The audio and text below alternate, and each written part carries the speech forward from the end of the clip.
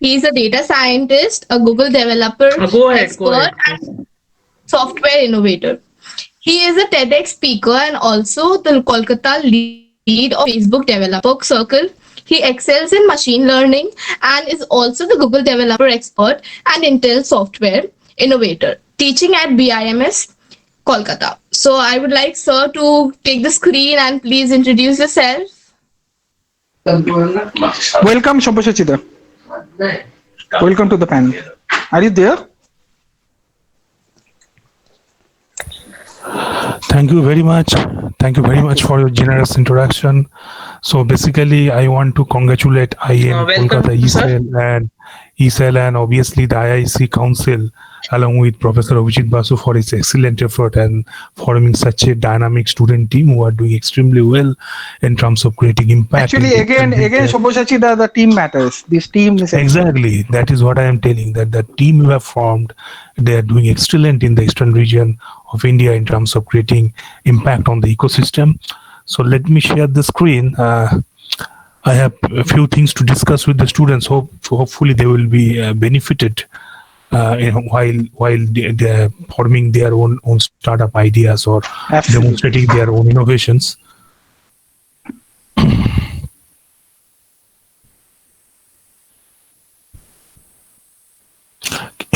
Let me know once the screen becomes visible to you.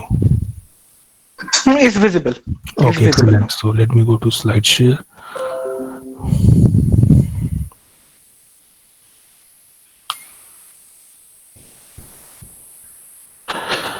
So whenever we go to invent something or innovate something, because there is certain subtle difference between the innovation and invention.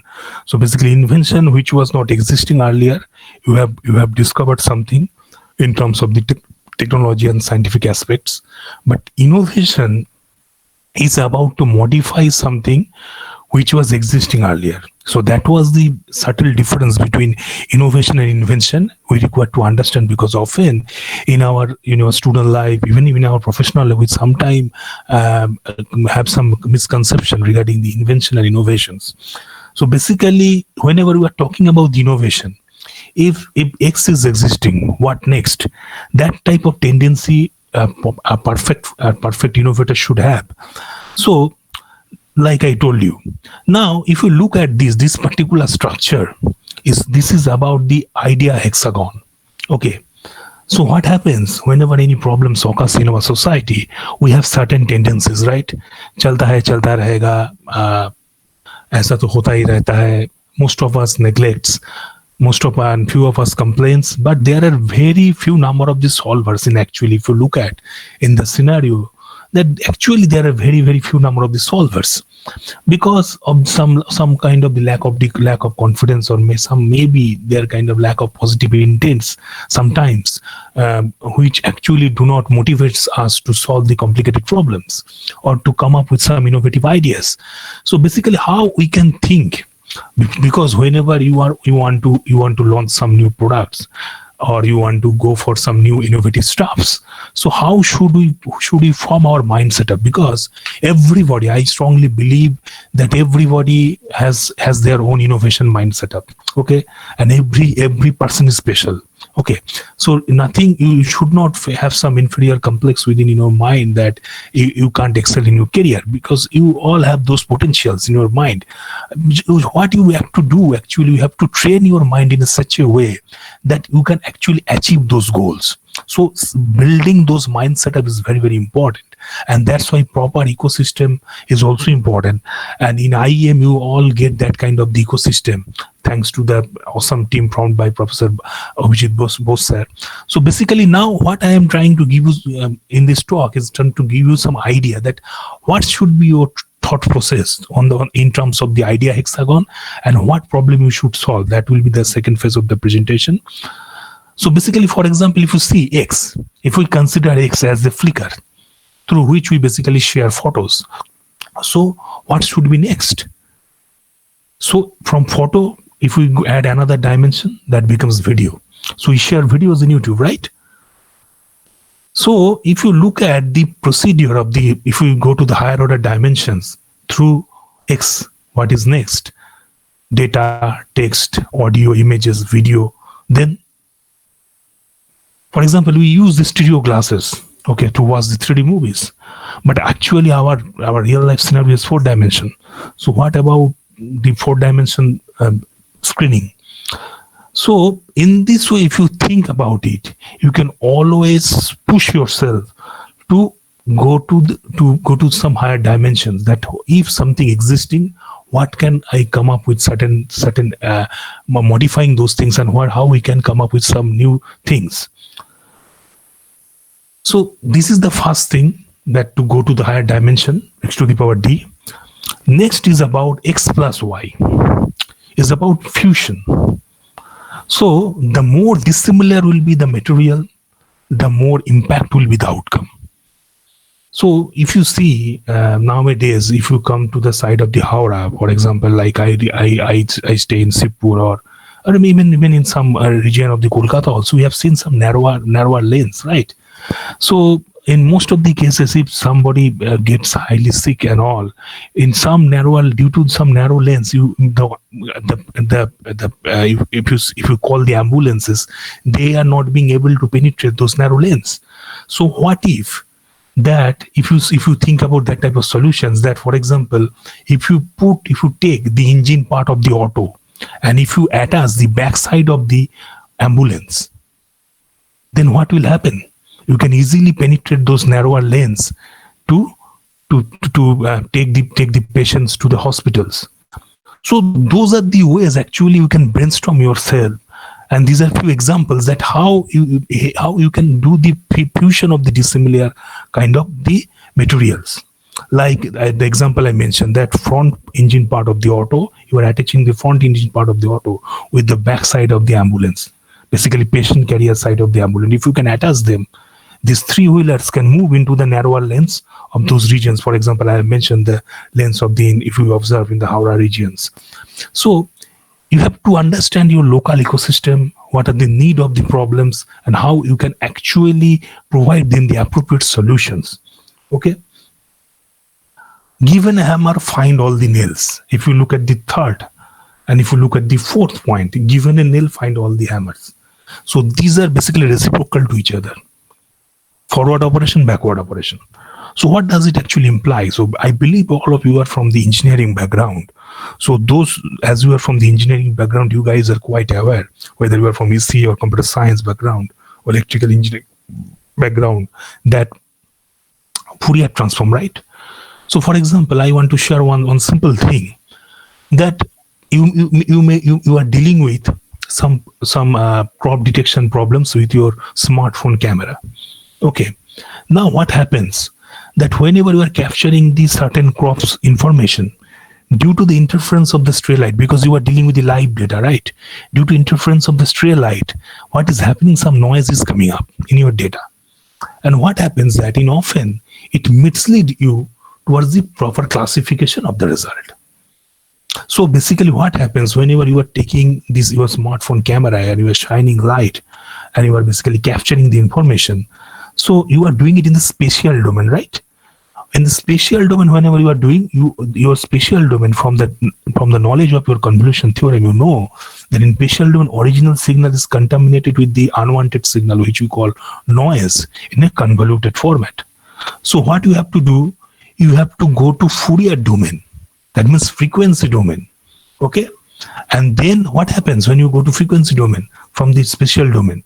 So signal and noise from the convoluted format, it becomes in a multiplicative format, right? So that's what I was mentioning just a second. Given a hammer, find all the nails. So you have the restrictions in your spatial domain. You can't solve the problem in spatial domain. So you are applying Fourier transform, and going to frequency domain, and you are finding all the possible solutions. And you can do the vice versa also. You may face certain problems in frequency domain which you can't solve. You have to do the inverse Fourier transform and come back to spatial domain to solve that problem. So that is all about that. Given a hammer, find all the nails, and given a nail, find all the hammers. That this is vice versa approach. Sometimes you may go to forward operation, you may have to come to the backward operations just to fix them out. that what can be the possible solutions you can face. Now, beyond technology, now another thing is that whenever you have to see that what type of the solution, it may not be always that it is existing in the technology domain. For example, it may happen that whatever you are thinking about, that may excel in some other domain, like in management. Like I want to give you one example that you guys may be aware that the data science, whenever the data science field evolved, it was highly popularized because of earlier due to the contributions of the statisticians, then it comes to the contributions from the theoretical computer scientists, and gradually the field evolved. But nowadays you can see the extensive applications of the this data science and machine learning in management domain, right from the stock market predictions to credit card fraud and everything. And the other specialized courses have been launched. For example, BBA MBA program has been launched in business analytics domain. So you can see that data science, which has been started from the hybridization of the science technological background, now it is being highly excel in management domain. So it's not only about that you have to think about your own domain, you have to try out the analogous applications in some other domain. Because whenever some concept evolve, you may see that some saturation, so what we call this certain convergent in certain aspect. But if you go to the parallel domain in some other domain, that may give you some other opportunities. So this is always happen because nowadays there is nothing pure. It is always about the techno management approach. There is nothing pure technology or nothing pure management. Rather, it's a techno management approach because we are living in a data driven world. Earlier it was more about the qualitative approach, but nowadays it's more about the data driven approach. So, and then the next thing is that if, for example, if you think about the adding adjectives, like I was telling you that whenever the field of innovations is all about how you can excel in the how you can excel with the existing procedures by modifying it. So, for example, Fourier transform. If you are adding fast adjective to it by modifying it, we call it fast Fourier transform. Filtering. Whenever we are modifying its performances, sometimes we call it adaptive filtering. Okay. So in this way, we always add some, for example, computing, distributed computing, add some superlative adjective to a certain methodology, and we basically explore out the innovations on a new direction. So these are the ways, actually, if you think about it. First of all, adding dimensions to your innovation. Second one is the hybridizing the clusters, adding the different domains together. The more the dissimilar will be, the better will be the fusion. Like I have given the example of the restrictions of our ambulance movements in the narrower lanes. Next one, I told you that given hammer, explore out all the nails, or in the opposite way, given and explore out all the hammers. And the next thing is that adding adjectives at the fifth point. And the idea hexagon, the last point is do exactly opposite. That means out of box thinking.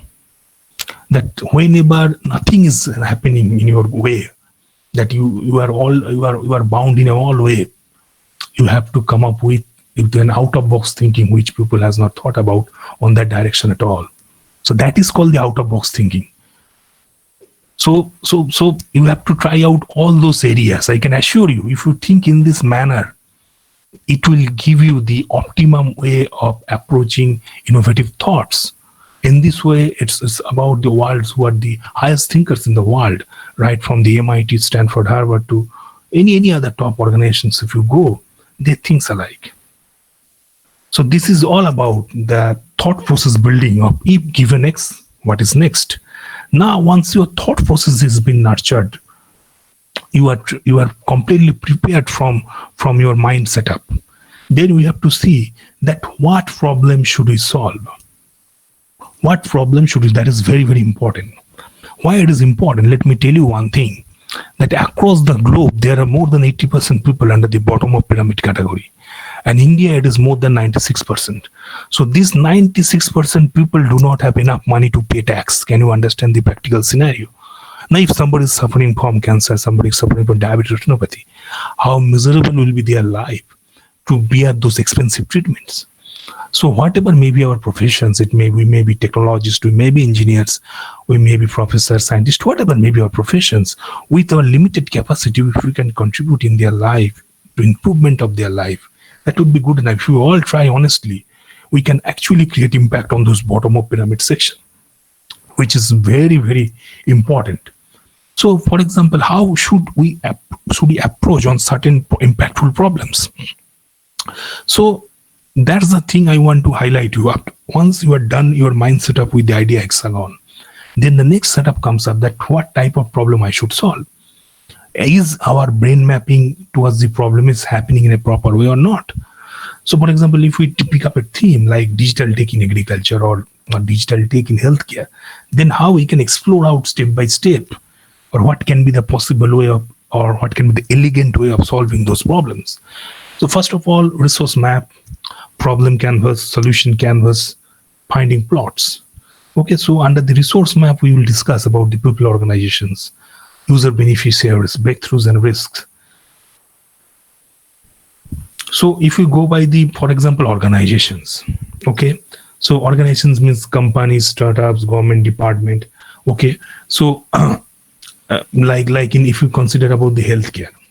So in the healthcare, data set becomes a very, very problematic thing. If you, for example, we go, sometimes it is good if we go to download the data set from Kaggle. If you go to download the data set from the GitHub, you explore out your basic coding part on that, it's fine.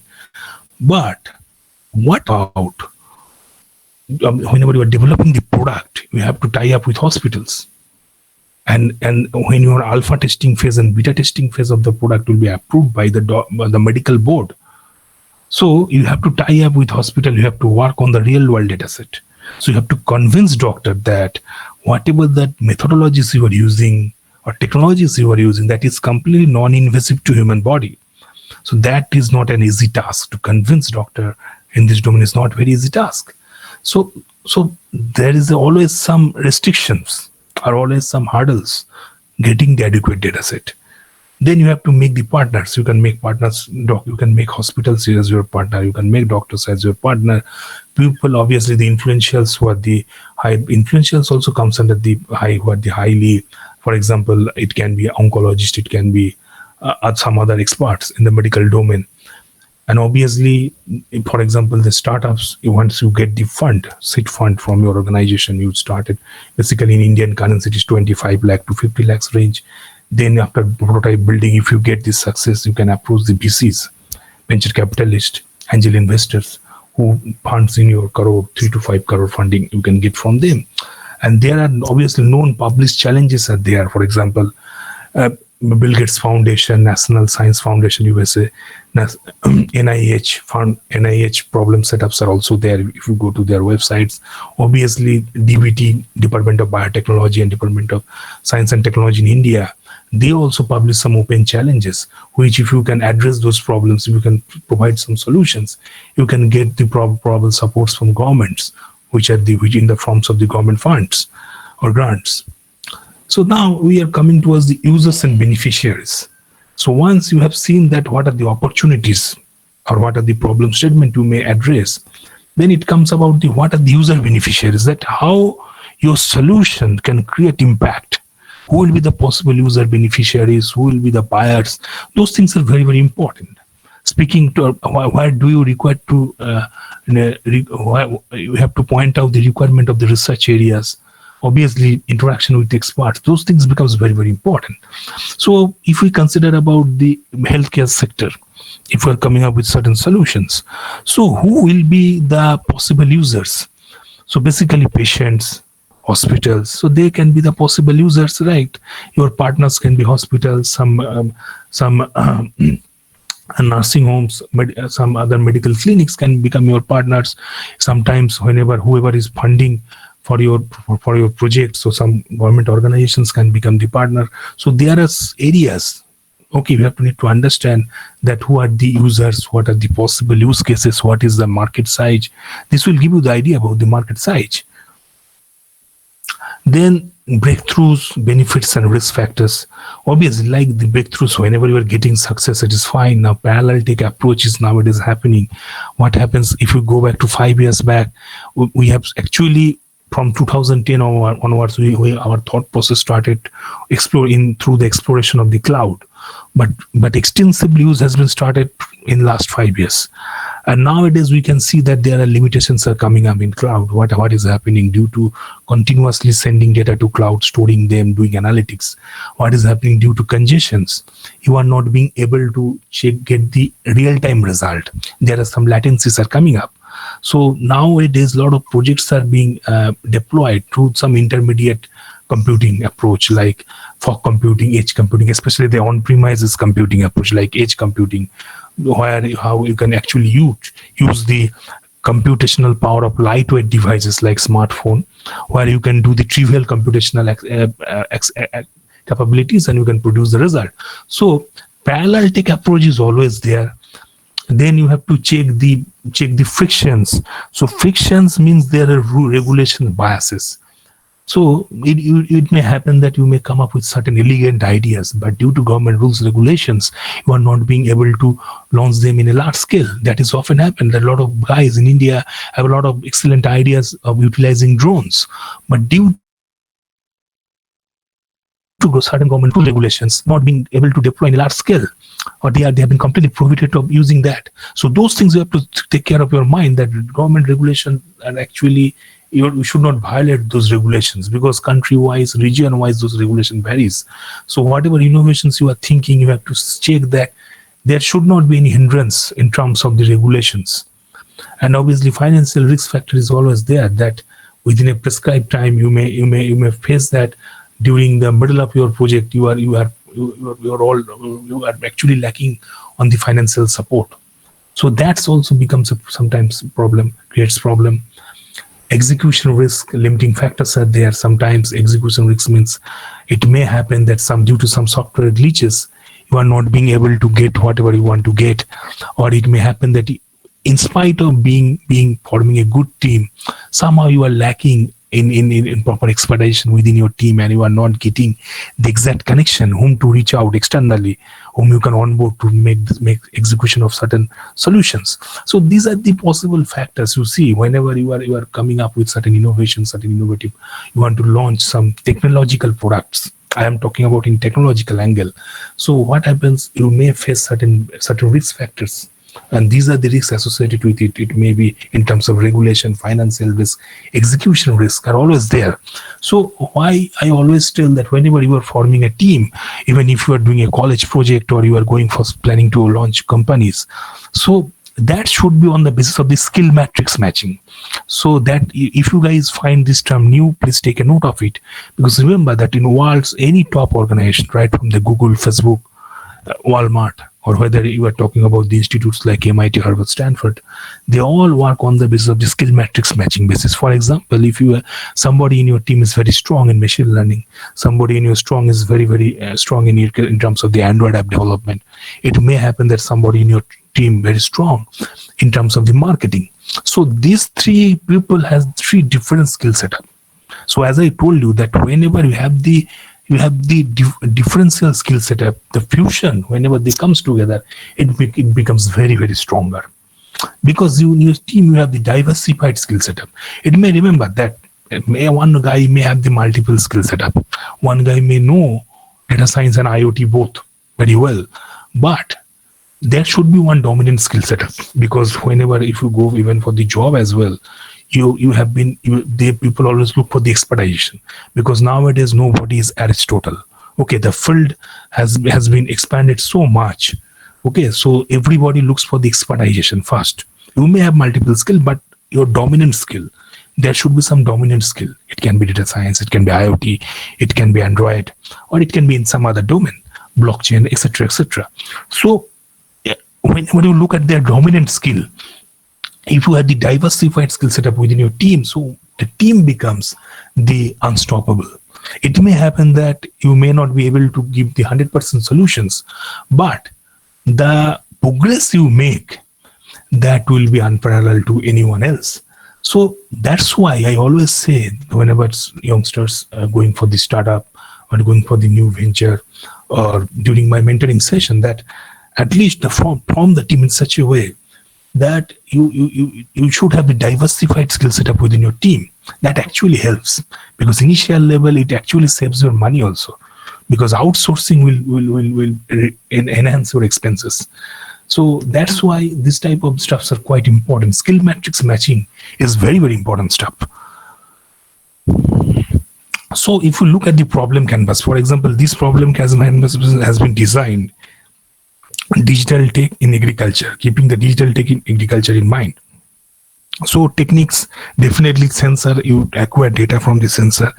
AI will give you the classification, prediction stuffs. Crowdsourcing is a good way of data collection. But what are the problems? If you see, the greenhouses, crop prediction, farmer finances, weather stations, these are the problem areas. Now, if you map the same problem in healthcare domain, if you brainstorm yourself, what will be the possible problems? Techniques will remain same, sensors, AI, crowdsourcing is fine. But what will be those problems areas?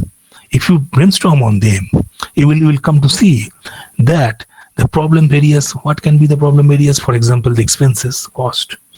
For example, if somebody is suffering from cancer, if you go for the biopsy, first of all, what are the shortcomings, problems?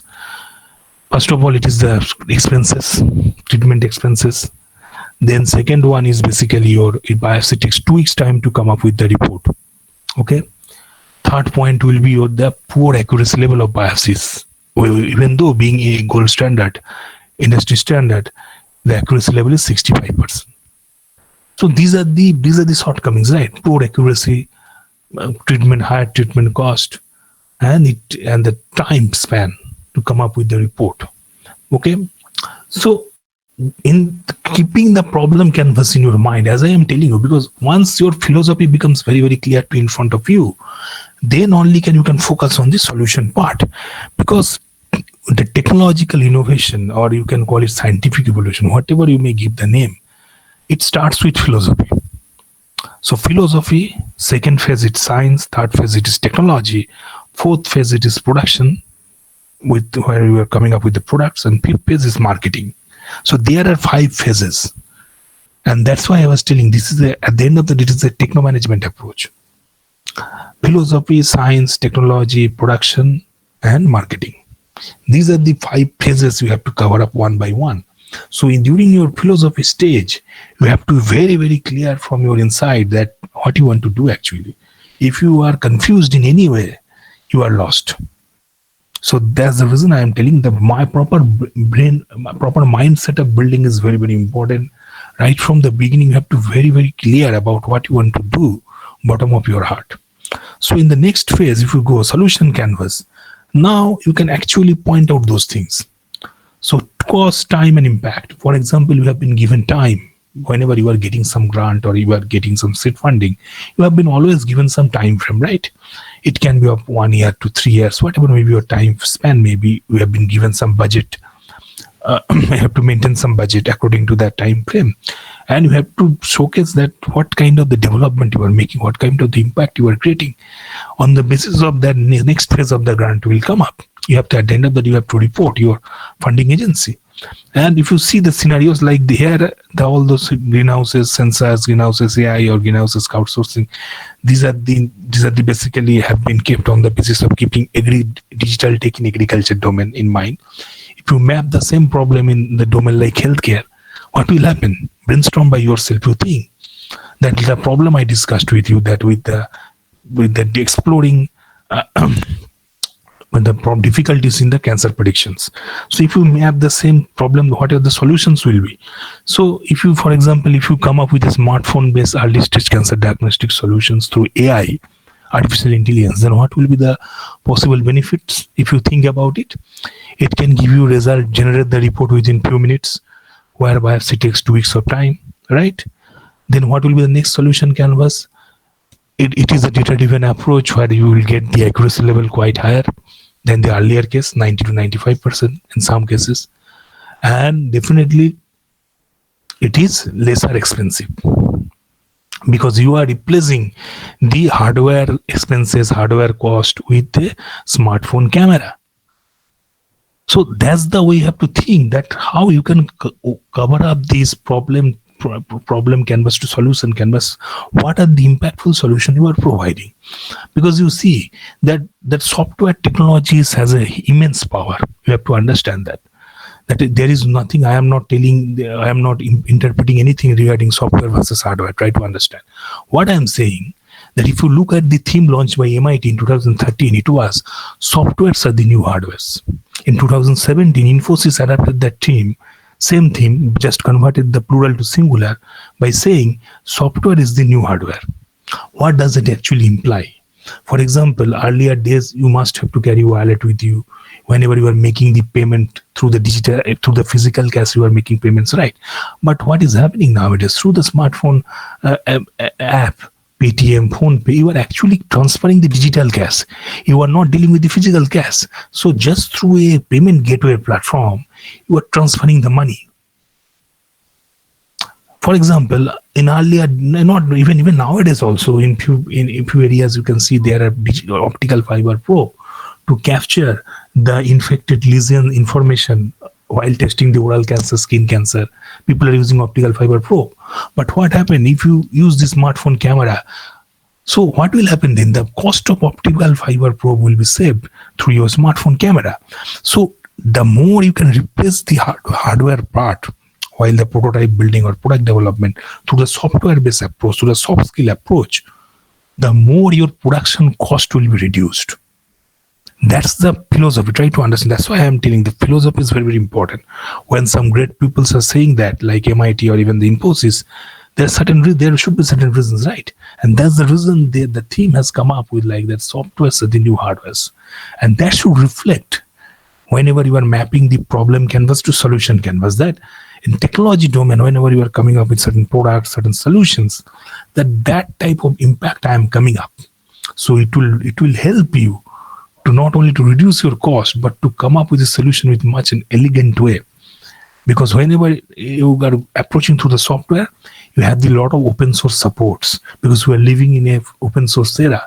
Thanks to the Linux foundations from early 90s stage, if you see, it was all about the open source era.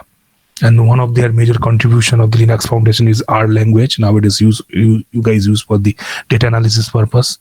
And obviously, if you go to other extent, Python languages is also there, and the Pythonic frameworks, TensorFlow, PyTorch, Keras, whatever you're using, everything is a blessings of the open source era. So every time developers are developing it. So gradually, your software resources have become the rich. So take the blessings of IT. That's what I want to tell you.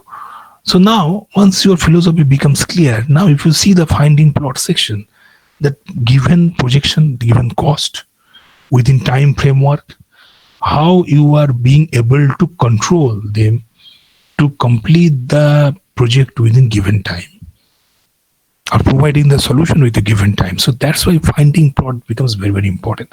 That actually highlights you that given right from the beginning, resource map, problem canvas, solution canvas, how you are actually jotting them down in terms of the finding plots.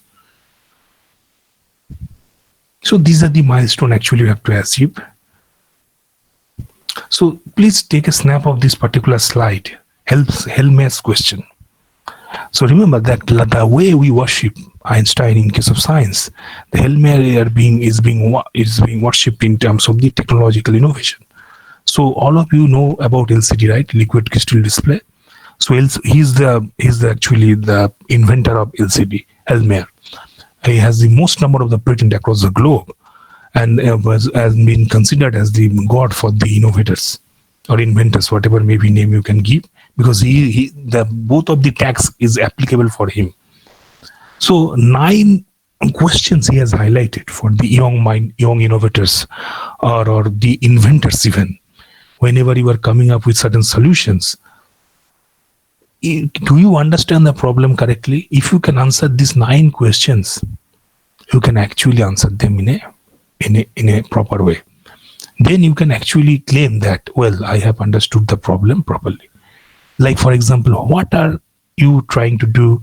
Articulate objectives without using any jargon. Without using any jargon, can you mention what you want to do?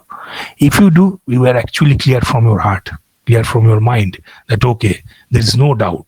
Whenever you are using jargon, that means somewhere there is some picture is not clear for you. Next, how is it done today and what are the limitations of the current practice? That is very, very important. That you want to come up with some solutions, but how it is done today? And if it is being done today, then what are the limitations? Is there any limitations at all? Is there any scope of improvement at all? Because whenever you come up with certain solutions, you have to protect your own right? If in India, you know that if there is no hardware attachment, you will not get the patent. There is no software patent in India. If you have the software-based approach, you have to file copyright. If you have new design, you have to go for trademark. For example, you have made a new design for your pen, which was not existing earlier. You can go for filing trademark. So anyway, either it is trademark, either it is copyright, or either it is patent, you have to secure your rights. Otherwise, anybody else can copy it. Then how will you sustain? What will be the evaluation of your creativity? So that's the reason it is required, because until or unless you understand the second point, you will not be able to explore on those areas. Then what's new in your approach and why do you think it will be successful? Quite relevant to the second point. Because if you think in this way, you can answer the third one as well. Who cares? That means what about the beneficiaries? If you are successful, what difference will it make? That means what type of the impact will it make? Like I was mentioning about creating impact in the bottom of pyramid zone. So what will be the impact? What are the risks and payoffs? Risk factor analysis, like I told you, that there can be several risks: funding crunch, some regulation related problems, anything can happen, execution failure. Then how much will it cost? You have to take care of the cost as well whenever you are coming up with certain new products, whether that common people can use it or not, who will be the user, and according to that you have to be very, very careful while making the prices. How long will it take? Obviously, the time frame, like we already have discussed, that provided the funding, what will be the time frame of completion of that particular project? That is what we have seen in case of the finding plots. And what are the midterms and final exams to check for the success? That means in case of if you're coming up with software solutions, in simple words, it's all about the alpha testing and beta testing phase. So you can understand that whatever Helmer has pointed out, these 9 fundamental questions, I already have covered those things on those pathways. Right? What problem should we solve? So there are 4 pathways I have shown to you: resource map, finding a problem canvas, solution canvas, and finding plots. So these 4 are the pathways to help you to reach your optimum goal of life. So this is the lean canvas basically. So now problem, solutions, key matrices, unique, all those part I have covered, but they are definitely this unique value proposition and cost structure I will cover up by giving you some discussions, some demo related discussions at the end. That part I will cover up. So this is one of the solutions, because whenever I am telling you something, I have to mention that whatever I am personally have, whether I have experienced those things or not, that is also very important, right? Before giving lecture to someone or giving guidance to someone, whether I personally benefited with that or not, that I have to mention. So that is one of the solutions, what we did for our startup toilet. That is basically the oral cancer solutions through the smartphone. Okay, so basically shining light from your mobile phone camera, you are basically capturing the spectral information, wavelength versus intensity, and through your AI algorithm, you are basically predicting that whether that is oral cancer or not. So we have used the white light spectroscopy. 400 to 700 nanometer is the wavelength range. So that is completely non-invasive to human body, and that's why we got the permission to make trials in the different hospitals. So with that, this is the impact we have created on the bottom of pyramid. So basically, pain-free early stage cancer diagnostic, low-cost portable device, generating reports in 2 minutes where biopsy takes several days of time, automatic solution and highly efficient. And unique selling proposition, that was I was mentioning, that unique selling proposition you have to write in this way. Because most of you are if you are in an entrepreneurial mindset up and you want to come up with some elegant solution for your own organizations or companies, you have to highlight these ways. This is the way of writing unique selling proposition. So replacing painful and cost-effective biopsy 100 times cheaper than biopsy and accuracy more than 95%, portable lightweight devices and 80 times faster than biopsy. And then comes up the costing section, like cost structure I was mentioning, that the business model actually. B2B product for it can be for the ophthalmologist, because we have two products actually, for the another one for the ophthalmologist, detecting the diabetic macular edema or diabetic retinopathy. Another one is for the oral cancer. So the product was targeted for the ophthalmologist and oncologist. So you can actually charge per scan basis. So SaaS model, software as a service, you can use it. Or for example, even if you charge from 100 rupees to 10 to 100 rupees, it is still quite affordable for everyone in the bottom of pyramid domain. And it is still thousands times cheaper than whatever the current cost in the market of the biopsy or for those or the ophthalmology treatments. And you can sell the device once at a time to hospital as well. So these are the ways we have to figure it out, that whether that is helping here or not. What will be the growth strategies? That is very, very important. For example, in medical sector, tying up with hospitals, okay, because you have to continuously collect the data sets. If you really want to develop certain products in the medical field, continuous data set collection should be there, because you have to enrich your databases. It's not about doing the exploring out with the open source databases. That was good for initial level, but during launching of the product, you have to continuously tie up with different hospital. Trials should carry on. And then obviously the collaborations with the doctors, 50-50 revenue sharing model, you may go that. You are basically making the experts as the influencer and partners. Remember that those two terms which I have used earlier, making partners and influencers in the resource map. That thing can be done through this type of approaches. And then obviously how you are superior in terms of your competitors. So these are the ways you can highlight, like low cost, accuracy, smart device, data-driven, cloud-based approach. So those are you are giving those solutions where your competitors are not. So these are the ways, and that our efforts have been highlighted, highly appreciated by media, because we are the first group across the globe who explored this particular methodology in case of the eye diseases for the diabetic macular edema. So G News, Odisha TV News, All India, Nature India, they have highly appreciated our work, and the leading newspapers like The Hindu Business Standard, Indian Express, Economic Times. And our cancer research has been also, like I was mentioning, also has been highlighted by the leading newspapers like The Hindu Business Standard, Indian Express, Analytics India Magazine, Nature India. And our cancer research has been included in the syllabus of Indian leading exam, for example, IAS, UPSC, Banking, IBPS. And we were actually global-wise the first runner-up for the MIT NASA hackathon, which was executed in 2017. And this was I got the honorary mention by the Embassy of India into Switzerland, Holy Licenses, for this cancer-based research success. So these are my contact details. You guys, if you want to contact me, you can connect me with social media, or you can my contact details are also with Obijit sir. So you can collect him from as well. So that's all about my talk. So at the end of the day, I want to give you some idea that how you should proceed, how your thought process should be. So basically, like I told you, that every guy is special. All of you are very, very special. Do not think that you can't do it. Be positive minded, because everybody has some intrinsic capability of showcasing innovations that differs from one to one.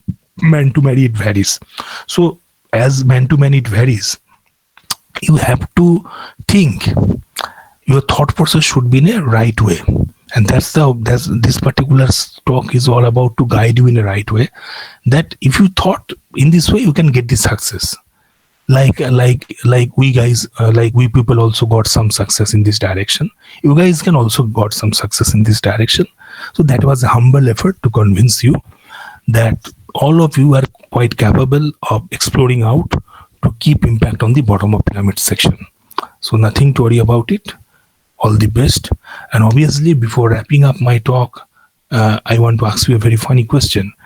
Like all of you are from the engineering background. So what is the basic difference between a computer vision scientist and a film director? Can anybody want to answer it out from the audience? What is the basic difference between a film director and a computer vision scientist? Anybody want to try it out? Anybody from the audience? This is just for fun. This is just for fun. Just try it out. So could you repeat the question? What is the basic difference between a film director and a computer vision scientist? Just for fun. Think about in a funny way. After a serious talk, the fun should be required. So what is the difference? Sir, Yes, hello. please. Please try it out. Sir, a film director does not think algorithmically, but computer scientist has to think algorithmically. Okay, so you have taken this question in a very serious note. That's you're actually right. But if you think about the funny note, you can answer it like in this way. So basically, film director says light, camera, action, right? Whereas the computer vision scientists say light, camera, pixel. Okay, so that's the basic difference. Yes. Okay, thank you very much. So if you any guys have any query, feel free to ask me. I know Before other questions, I would like to say it was a wonderful session, and most importantly, the thing is you have given some new lanes of idea to the students that in what are the ways they could think or they could approach a certain problem. So that was really wonderful, and congratulations to you for all this achievement. And Thank you, Vijit. Thank you very much. it was really a wonderful session. Thank you so Thank you much, so much. Shati sir, for this wonderful enlightenment session. Thank you very much. It's my honor to be here. You guys are doing awesome job. Keep it up. Thank you very much. Yeah, just a It's blessing. our honor to you are being here, and you really opens some new lanes of thinking for the new minds, for the fresh minds. Thank you so much, Vijit sir. I will send you this slide. You can share with the students. I believe students will be benefited. I'll do that. Yes, sir. Okay. Thank you very much. Thank you so much, sir. Thanks a lot. Thank you. So I'd like to call upon my next speaker, Hrithik Lal. He is Chief Technician Officer,